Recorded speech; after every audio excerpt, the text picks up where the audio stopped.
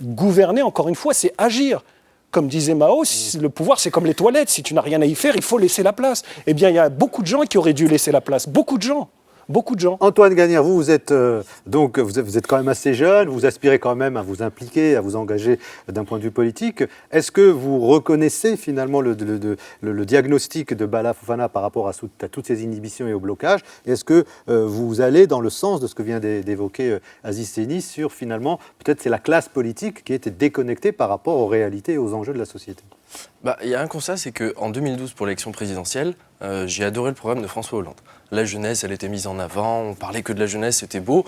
Il y avait un mouvement socialiste en 2012. J'ai voté François Hollande, personnellement. Je suis déçu. Je suis très déçu. Le chômage ne fait qu'augmenter. Délit de code postal.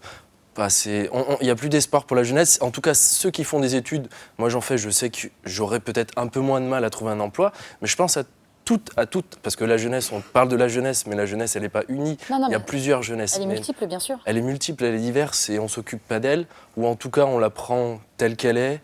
Je ne sais pas, moi, j'ai plus d'espoir, et je pense que les socialistes m'ont assez déçu. La classe politique m'a déçu de manière globale, donc c'est un peu compliqué, se mettre à la place de tous ces jeunes qui habitent dans les banlieues, qu'est-ce qu'ils peuvent penser? Il n'y a plus d'investissement politique.